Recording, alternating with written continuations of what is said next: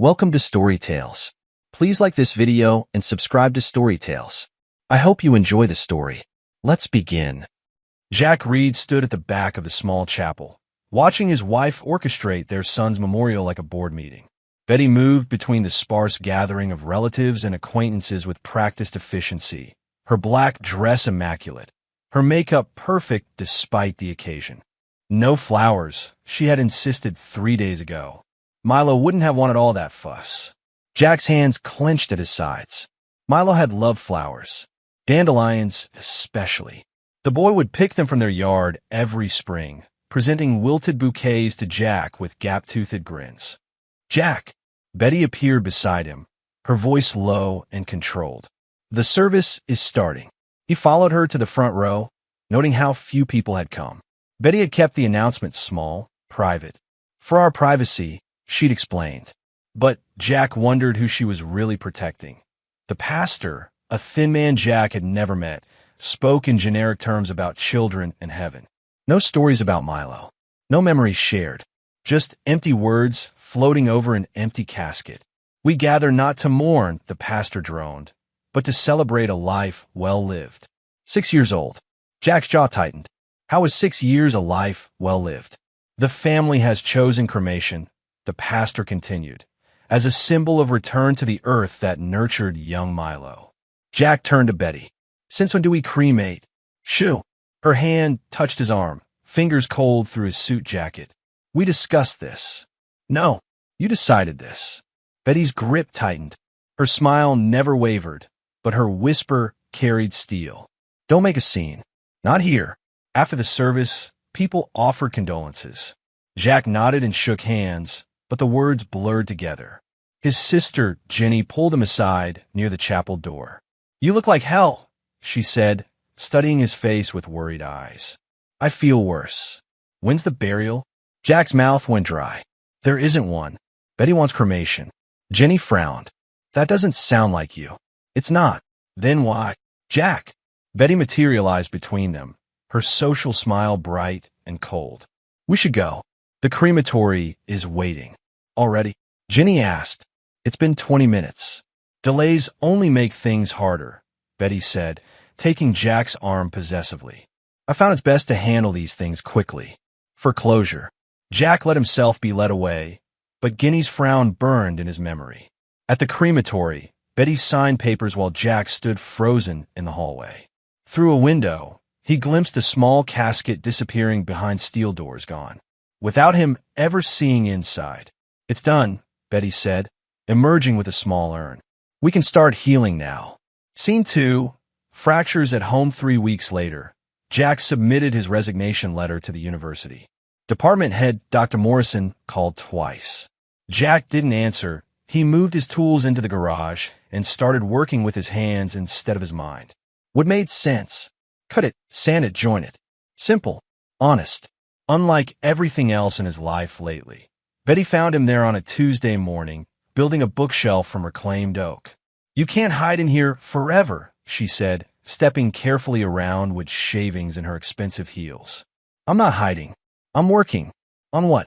"Furniture." "Jack, you're a professor." "We're a professor." "Not anymore." Betty perched on his workbench, careful not to disturb the perfect arrangement of her clothes.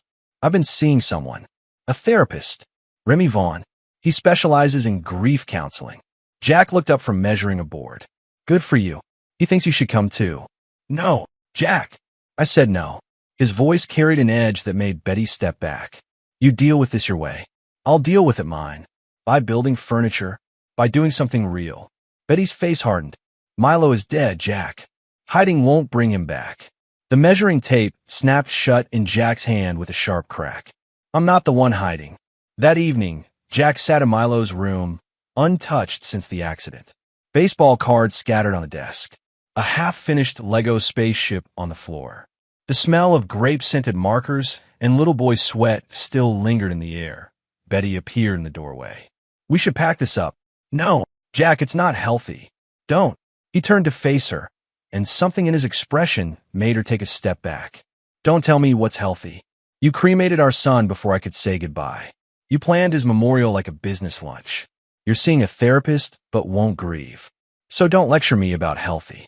Betty's composure cracked slightly. I'm trying to move forward. Forward from what? You never went backward. You never stopped. You never even cried. People grieve differently, do they? Jack stood up, and Betty retreated further into the hallway. Because I've been wondering about that. About how different your grief looked from mine. What's that supposed to mean? It means I'm starting to pay attention. Jack visited Milo's grave every afternoon. The headstone was simple granite with dates that felt impossible. The earth above the empty casket had already settled. He brought dandelions when he found them, despite Betty's disapproval. Weeds, she called them. But Milo had loved weeds. They're tough, Dad, he'd said once, crouched in their yard examining a dandelion growing through sidewalk cracks. Nothing stops them. On a gray Thursday, Jack knelt beside the headstone and arranged 3 dandelions against the granite. The cemetery was empty except for a groundskeeper working near the oak trees 50 yards away. Hey, buddy, Jack said quietly. Mom's still seeing that therapist. Says he's helping her process her emotions. But she doesn't have any emotions to process, far as I can tell. A breeze rustled the oak leaves. Jack closed his eyes and listened to the sound, remembering how Milo used to insist they were whispering secrets. Dad. Jack's eyes snapped open. The voice had been small, young, familiar. He turned around and saw a boy standing 20 feet away, partially hidden behind a large headstone. Small frame, dark hair, wearing a blue jacket that looked exactly like Milo. The boy stared at him for a moment, then turned and ran. Wait. Jack scrambled to his feet and gave chase, but the boy was fast and small. He darted between headstones and disappeared behind the maintenance building. Jack searched for 20 minutes, checking behind every monument, every tree. The groundskeeper hadn't seen anything. Jack asked twice. You okay, sir? The man asked. You look pale. Jack drove home in a daze, hands shaking on the steering wheel. Grief hallucinations were normal, he told himself. The mind playing tricks. Wishful thinking given form. But the boy had been wearing Milo's jacket. That night, Jack lay awake staring at the ceiling while Betty slept soundly beside him. Her breathing was even, untroubled. She'd never had nightmares about Milo. Never woken up crying. Never talked in her sleep. T3 in the morning. Jack got up and went to his office. He pulled out the folder of documents Betty had given him after the accident. Death certificate, cremation authorization, insurance papers that he studied each page carefully, noting details he'd been too shocked to process before. The death certificate was signed by Dr. Marcus Keller, a name Jack didn't recognize. The accident had supposedly happened on Tuesday, April 15th, while Jack was in Chicago for a conference. Betty's statement to police was simple. She and Milo had gone hiking at Swope Park. The boy wandered off the trail and fell down a ravine. By the time emergency services arrived, he was gone. Injuries too severe for viewing. Immediate cremation recommended for the family's peace of mind. Jack picked up his phone and called the medical examiner's office. After being transferred 3 times, he reached someone willing to talk. Dr. Keller. The woman sounded puzzled. He hasn't worked for our office in 2 years. He's in private practice now, but he signed a death certificate in April. That's unusual. Hold on. Jack waited, his heart pounding. Sir, I'm showing that certificate in our system, but it's flagged as an external consultation. Dr. Keller was brought in as a specialist. Specialist in what? I can't really say more without proper authorization, but you might want to speak with the police detective who handled the case. Jack hung up and stared at the papers spread across his desk. Betty had insisted on handling everything while he was too distraught to think clearly. She'd made all the calls, signed all the forms, arranged everything. He'd never actually seen his son's body. The thought hit him like a physical blow. In his grief, he'd let Betty manage the unthinkable details. But now, in the quiet of 3 in the morning, the questions wouldn't stop coming. Why cremate immediately? Why no autopsy? Why hadn't the park rangers found the body if Milo had fallen in such a public area? Jack opened his laptop and searched for Dr. Marcus Keller. The man's practice was listed as trauma and crisis consulting with an address across town. His website showed testimonials about helping families through difficult transitions. One name in the testimonials caught Jack's attention: Remy Vaughn, LMFT. Dr. Keller provides compassionate care during life's most challenging moments. The same Remy Vaughn who was counseling Betty. Jack closed the laptop and sat back in his chair. Outside, the first hints of dawn were touching the horizon. His mind felt clearer than it had in weeks, sharpened by suspicion instead of dulled by grief. He thought about the boy in the cemetery, about Betty's dry eyes and perfect composure, about a death certificate signed by a doctor who didn't work for the medical examiner anymore. "What did you do, Betty?" he whispered to the empty room. Jack confronted Betty at breakfast, sliding the death certificate across the table as she sipped her coffee. "Tell me about Dr. Keller." Betty barely glanced at the paper. "What about him?" "He doesn't work for the medical examiner's office." So why did he sign Milo's death certificate?" Betty set down her coffee cup with deliberate calm. "He was a specialist. The regular examiner thought we needed someone with more experience in trauma cases." "Experience in what kind of trauma?" "Jack." Betty's voice carried a warning. "You're spiraling. This is exactly what Remy said would happen." Remy Vaughn, who gave Dr. Keller a glowing testimonial on his website. For the first time, Betty's composure slipped. Her eyes narrowed slightly. "You're investigating me?" "I'm investigating our son's death. The son I never saw. The son you had cremated before I got home. You were in no condition to make decisions. I was in no condition to see my child's body." "Jack, stop." Betty stood up, smoothing her skirt. "You're having a breakdown. This paranoid thinking, these wild theories, it's textbook complicated grief. Remy warned me this might happen." "Did he?" "How convenient. I'm calling him. You need help." "The only help I need is answers." Betty pulled out her phone, but Jack reached across and took it from her hands. "What did you do with Milo?" "I didn't do anything with him." "He's dead, Jack." "Dead? Prove it." Betty stared at him, her mask of concern finally falling away to reveal something colder underneath. "You're sick. Then show me the autopsy report. Show me pictures from the accident scene. Show me something that proves my son is actually dead. I don't have to prove anything to you." Betty grabbed her purse from the counter. "I'm going to Remy's office.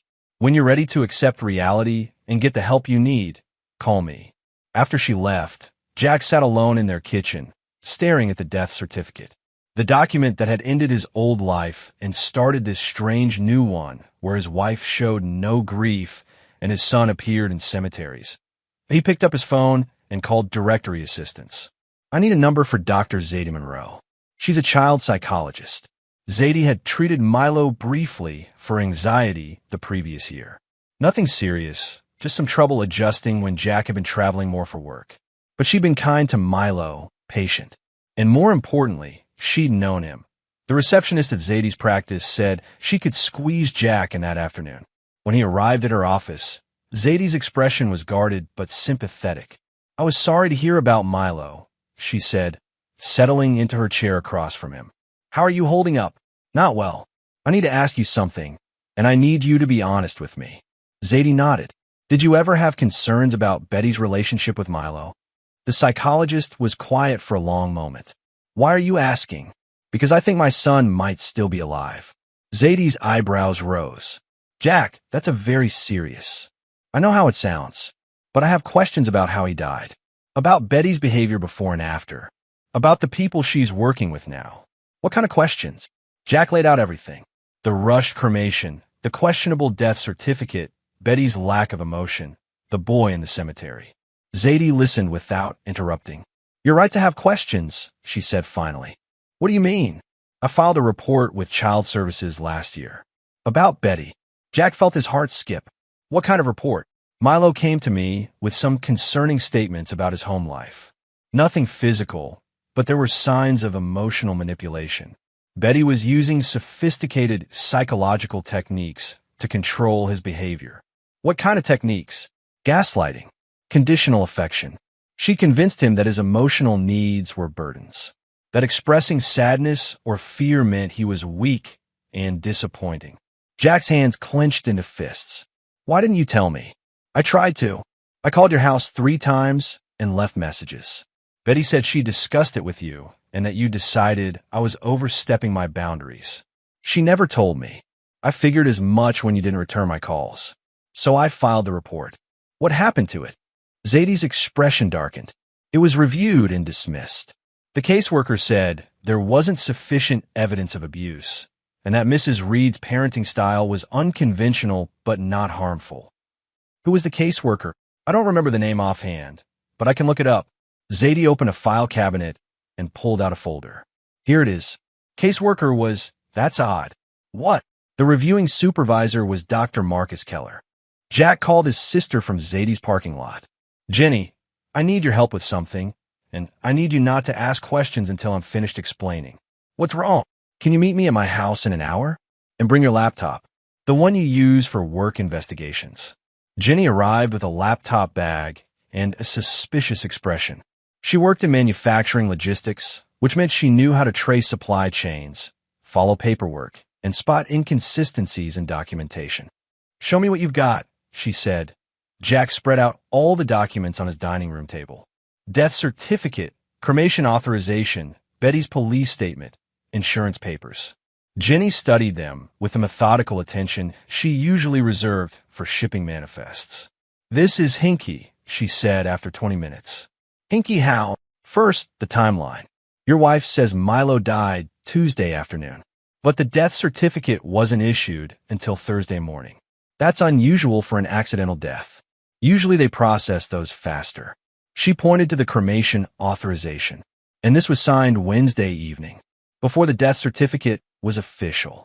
How do you authorize cremation of someone who isn't legally dead yet? Maybe there's a reasonable explanation. Maybe. Jenny opened her laptop. Let me run some background checks on these doctors. Her fingers flew across the keyboard.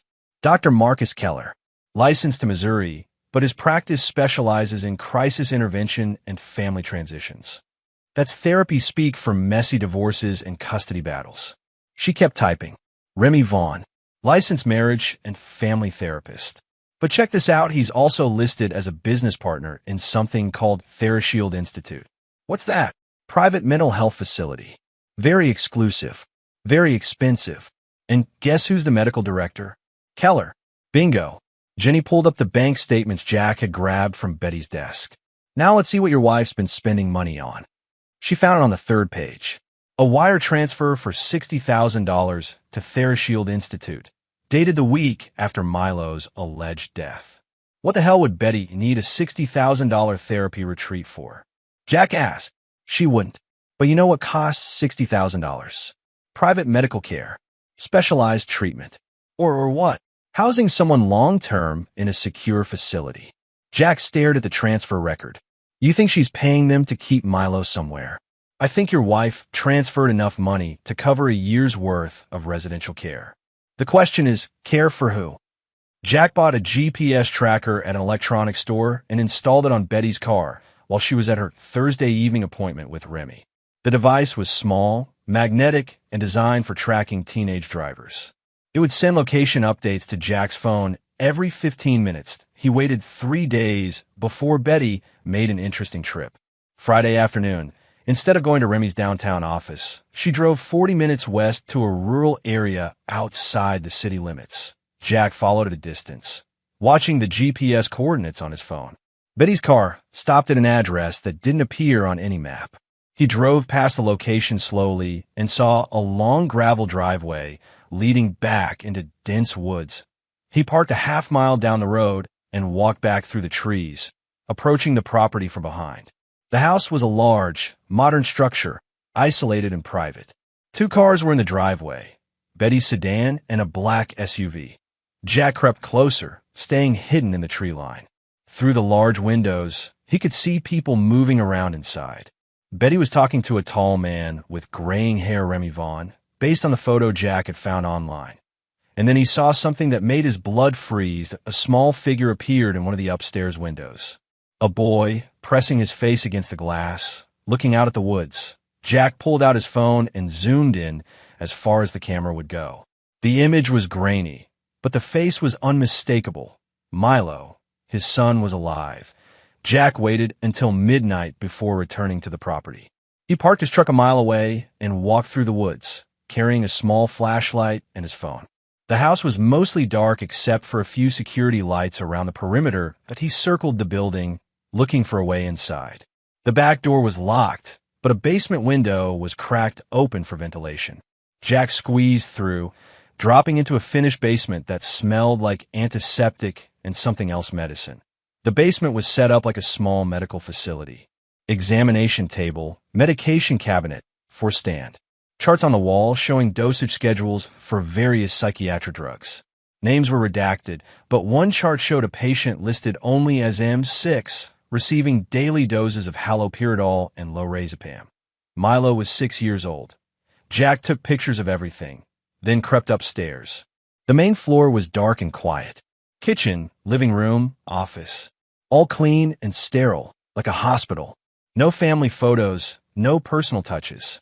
This wasn't someone's home, it was a facility. He found stairs leading to the second floor and climbed them slowly, testing each step for creaks. At the top, a hallway stretched in both directions with multiple doors. Most were closed, but one had a small window. Jack peered through and saw a child's bedroom. Small bed, toys scattered on the floor, drawings taped to the wall. And sleeping in the bed, curled up under a blue blanket, was Milo. Jack tried the door handle. Locked, but he could see his son's face in the dim light filtering through the curtains. Thinner than before, pale, but unmistakably alive. "Milo," Jack whispered through the door. "Milo, it's Dad." The boy stirred but didn't wake. Jack realized he was heavily sedated, that a sound from downstairs made Jack freeze. Voices. Someone had entered the house. Should increase his dosage, a man was saying. He still remembers too much. How much more? That was Betty's voice. Another 5 milligrams of the haloperidol, and we'll add some memory suppressants. The experimental stuff from the pharmaceutical trial. Will that hurt him? Define hurt. The man's voice was cold, clinical. It'll make him more compliant. Less likely to remember his previous life. Isn't that what we want? Jack felt rage burn through his chest like acid. He pulled out his phone and started recording. What about Jack? Betty asked. He's asking questions. Let him ask. Who's going to believe him? His wife says he's having a mental breakdown. His son is legally dead. There's no body to exhume, no evidence to find. He's not stupid. No, but he's grieving. And grief makes people irrational. If he becomes too much of a problem, we'll arrange for him to have an accident too. Jack had heard enough. He crept back toward the stairs, but his foot hit a loose floorboard. The squeak echoed through the quiet house. What was that? Betty's voice. Check upstairs. Jack ran. Down the hall, down the stairs, through the kitchen. Behind him, he heard shouting and the sound of heavy footsteps. He reached the basement window and squeezed through just as lights blazed on throughout the house. Then he made it to his truck and drove home with shaking hands, the recording safely stored on his phone. Evidence. Finally, evidence, but more than that, confirmation. Milo was alive, drugged, and imprisoned by his own mother and her accomplice. And Jack was going to burn their world down to get him back. The next morning, Jack showed the recording to Zadie and Jenny. They listened in horrified silence as Betty and Remy discussed drugging a 6-year-old boy to erase his memories. This is monstrous, Zadie said when the recording ended. We have to call the police. With what? A recording I made by breaking into someone's house. Jack, Jenny said quietly, that's your son in there. I know, and I'm going to get him out. But I need to do this right. If I screw this up, Betty and her friend disappear with Milo, and I never see him again. Zadie was already reaching for her phone. I know someone who can help. Detective Lena Arrington. She handled a case for me last year, a custody situation where the mother was manipulating the system. Will she listen to us? She'll listen to me. Lena's good people, and she doesn't like predators who hurt children. They met Detective Arrington at a coffee shop an hour later. She was a compact woman in her 50s with tired eyes and calloused hands. She listened to Jack's story without interrupting, occasionally asking clarifying questions. Play the recording, she said when he finished. Jack handed her his phone with earbuds. Lena's expression grew darker as she listened to Betty and Remy discussing drug dosages and memory suppression. Jesus, she muttered when it ended. This reminds me of another case I worked. Woman named Patricia Vance. She faked her daughter's death and disappeared with the kid to punish her ex-husband. What happened? Took us 2 years to find them. The girl was so heavily medicated by then, she didn't remember her father. Thought her mother had saved her from an abusive home. Lena handed the phone back. Patricia had help from a therapist too. Same basic setup, faked the death, drugged the kid, convinced them their old life was dangerous. Did you convict them? Patricia got 15 years. The therapist got 25. Lena leaned forward. But we had to catch them in the act. Your recording is good, but it's not enough for a warrant. We need more evidence. What kind of evidence? The kind that proves your son is alive and being held against his will. Jack returned to the property the next evening, this time with a plan. He bought a small teddy bear with a hidden recording device inside a nanny cam designed to look like a child's toy. He waited until the house was dark, then approached the basement window again. This time, he knew the layout. He made it to Milo's room without incident and found the door unlocked. They must have felt secure after the previous night's scare. Milo was awake but groggy, sitting on his bed and staring at the wall with unfocused eyes. Milo, Jack whispered, kneeling beside the bed. It's Dad. The boy looked at him with slow recognition. Dad? You came back. I never left, buddy. I've been looking for you. Mom said you didn't want me anymore. She said you were happy I was gone. Jack's vision blurred with rage and grief. She lied. I never stopped looking for you. He placed the teddy bear on Milo's nightstand. This is for you, but special, okay? It's going to help me take you home. Can I go home now? Soon. Very soon. But I need you to keep the bear close to you, and if anyone asks where you got it, tell them you found it in the closet. Can you do that? Milo nodded slowly. The drugs made him sluggish, but his eyes held a spark of hope. I love you, buddy. I love you too, Dad. Jack slipped back out of the house and spent the next 2 days monitoring the audio feed from the teddy bear. He recorded hours of conversations between Betty, Remy, and a third man who turned out to be Dr. Keller. The breakthrough came on Tuesday morning. Milo's voice, clear and heartbreaking. Can I go home now? I miss my dad. I want to see my room. Your dad doesn't live there anymore, Betty's voice responded. He moved away. Dr. Remy is taking care of you now, but I want to go home. This is your home now. And if you keep asking about your old life, we'll have to give you more medicine. You don't want that, do you? No, but I miss my toys. And my baseball cards. Those old things? We'll get you new toys. Better toys. The recording was damning. Clear evidence of psychological manipulation and false imprisonment. Jack took it straight to Detective Arrington. This is what we need, she said after listening. I can get a warrant with this. Child endangerment, kidnapping, fraud will hit them with everything. When? Tonight. I'll coordinate with the county sheriff's department. They have jurisdiction out there. Lena stood up, already reaching for her phone. Go home, Jack. Stay by your phone. When we have your son, I'll call you immediately. The raid happened at 3 a.m. Jack waited at home, pacing his living room and checking his phone every 30 seconds. Finally, at 4:17 a.m., Detective Arrington called. We got him. Milo's safe. Jack's knees gave out. He sank into his chair, suddenly unable to breathe. He's en route to Children's Hospital for evaluation. You can meet us there. What about Betty? And the others? In custody. All 3 of them. Jack drove to the hospital through empty streets, his hands shaking on the steering wheel. In the emergency department, he found Detective Arrington waiting with a nurse. Room 314, the nurse said. He's stable, but sedated. The doctors want to keep him for observation while the drugs clear his system. Jack walked down the antiseptic hallway on unsteady legs. Through the door window, he could see Milo in a hospital bed, looking small and pale under the harsh fluorescent lights. He pushed open the door and stepped inside. Milo's eyes fluttered open at the sound. Dad, I'm here, buddy. I'm right here. Are you taking me home? Jack sat on the edge of the bed and took his son's small hand in his. Yeah, I'm taking you home. 3 days later, Milo was more alert but still fragile. The doctors had weaned him off the psychiatric medications, and his natural personality was slowly returning. He remembered more each day, but the memories came in fragments.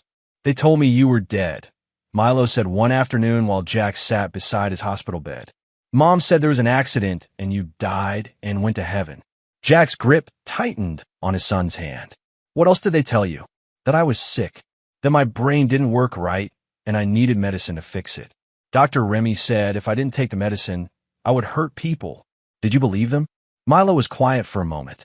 Sometimes, the medicine made everything fuzzy, like dreaming when you're awake. But I kept remembering things, like building the fort in our backyard, and you teaching me to tie my shoes, and pancakes on Saturday mornings. Those were real memories, buddy. All of them. Why did Mom lie? Jack had dreaded this question, but he'd promised himself he would always tell Milo the truth. Because she's sick, not the kind of sick that medicine can fix. The kind of sick that makes people hurt other people. Is she going to jail? Yes. Good, Milo said with startling firmness. She scared me, and she made me forget you.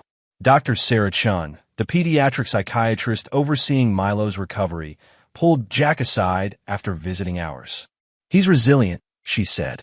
Children often are, but he'll need ongoing therapy to process the trauma.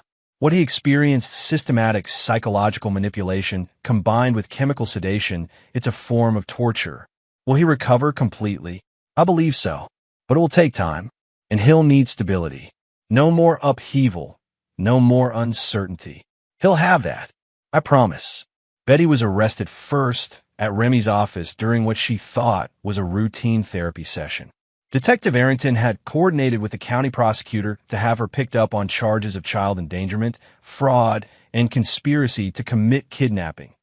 Jack was not there for the arrest, but Detective Arrington described it later. She denied everything at first, Lena said. Claimed you were mentally unstable and had kidnapped your own son. But when we played the recordings, she changed her story. Started blaming Vaughn. Said he manipulated her into it. Do you believe that? Hell no. That woman is ice cold. She planned this from the beginning. Remy Vaughn was harder to catch. When police arrived at his office, they found he'd cleared out his files and hadn't been seen for 2 days.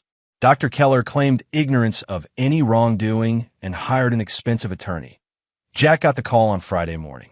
Remy had been spotted at a gas station outside Kansas City, apparently heading for the state line. He's running, Detective Arrington said. We've got APB out, but I know where he's going. Jack interrupted. What? TheraShield Institute. He won't abandon his life's work, and all his money is tied up in that facility. How do you know? Because men like him don't run away. They double down. Jack was right. Remy was found at the TheraShield Institute, attempting to destroy financial records and patient files. When police arrived, he was in the process of burning documents in the parking lot. Jack drove out to watch the arrest. He stood across the street as officers led Remy to a patrol car in handcuffs. The man looked older than his photos, diminished by his circumstances, as they passed near Jack's position. Remy spotted him and stopped walking. You, he said, his voice filled with hatred. You destroyed everything. Jack stepped closer. You drugged my son. You took my life apart piece by piece. You made a 6-year-old boy forget his own father. He was better off without you. Without that toxic masculinity, that outdated patriarchal. Shut up, Jack said quietly, but something in his tone made Remy flinch. You're done talking. You're done manipulating people. You're done hurting children. The system will. The system is going to put you in a cage where you belong. Jack looked at the officers. Take him away. As the patrol car disappeared down the road, Jack felt no satisfaction. Justice wasn't supposed to feel empty. But maybe that was the point. Maybe real justice was just the absence of injustice, not some grand emotional release. The trial began 6 months later. The prosecutor, a sharp woman named Angela Rodriguez, had built an airtight case around the recordings, financial records, and medical evidence. Betty took the stand in her own defense, wearing a conservative blue dress and an expression of wounded innocence. Her attorney portrayed her as a victim of Remy's manipulation, a grieving mother who'd been convinced that faking her son's death was somehow in his best interest. Mrs. Reed, the prosecutor said during cross-examination, you transferred $60,000 to Dr. Vaughn's facility. Was that for your own therapy? It was for Milo's care. Care for a child who was supposed to be dead. Specialized care. Remy said Milo had severe psychological issues that required intensive treatment. Issues that required erasing his memory of his father. Betty's composure cracked slightly. Jack was unstable. Milo was afraid of him. The prosecutor played the recording of Betty and Remy discussing drug dosages. Does that sound like a mother concerned about her son's well-being? Betty had no answer. Jack testified on the third day. He spoke calmly and factually, describing his search for the truth and his discovery that his son was alive. The jury listened with rapt attention. Mr. Reed, Betty's attorney said during cross-examination, isn't it true that you broke into private property to obtain these recordings? Yes. Isn't it true that you have no formal training in child psychology or family therapy? Yes. So how can you be certain that your wife wasn't acting in your son's best interest? Jack looked directly at Betty, who was sitting at the defendant's table with downcast eyes. Because she looked me in the eye and told me my son was dead.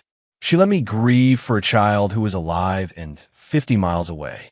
She let me blame myself for not being there when he needed me. She let me think I'd failed as a father. Jack's voice never rose, but it carried the weight of absolute conviction. No mother acts in her child's best interest by making his father think he's dead. The most powerful testimony came from Milo himself. At 7 years old, he was considered competent to testify with special accommodations.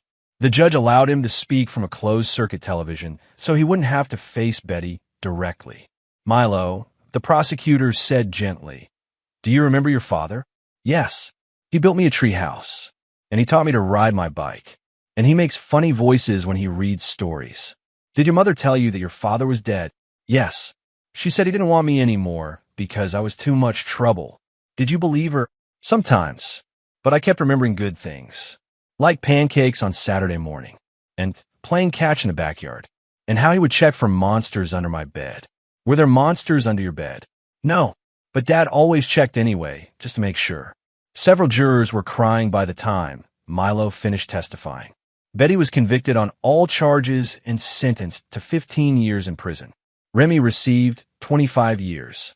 Dr. Keller, who had cooperated with prosecutors, received 5 years probation and lost his medical license.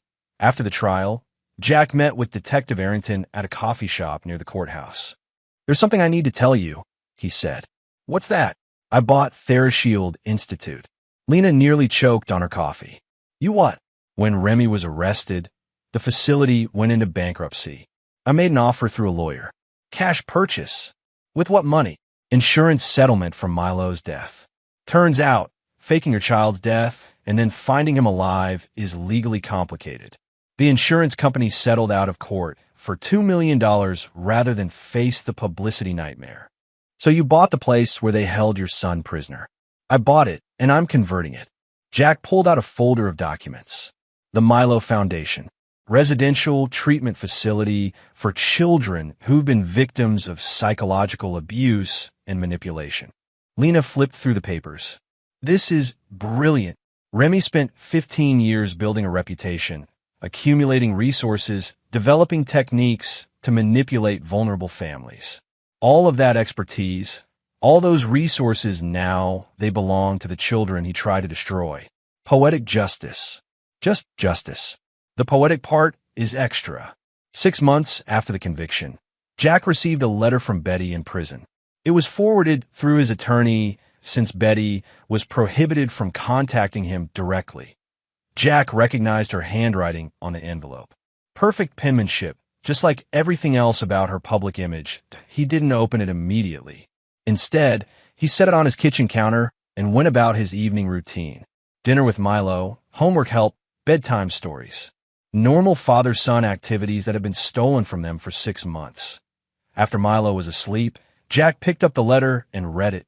"Jack, I know you won't want to hear from me, but I need to explain. I was sick.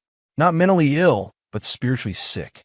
I lost my way and made terrible choices that hurt you and Milo. Remy convinced me that you were psychologically damaging Milo with your permissive parenting style. He said traditional fathers create weak men and that Milo needed to be freed from toxic masculine influence to become a healthy adult. That I know how this sounds now. But at the time, it felt like I was saving our son. I thought I was protecting him. I'm getting real therapy now. Good therapy. And I understand what I did was unforgivable. But I'm asking for forgiveness anyway, because I loved you both, even when I was hurting you, that I want to be part of Milo's life when I get out. Not as his mother, I know I lost that right, but as someone who cares about his well-being, someone who wants to make amends. Please think about it. For Milo's sake. Betty. Jack read the letter twice, then walked to the fireplace. He struck a match and held it to the corner of the paper, watching Betty's perfect handwriting curl and blacken.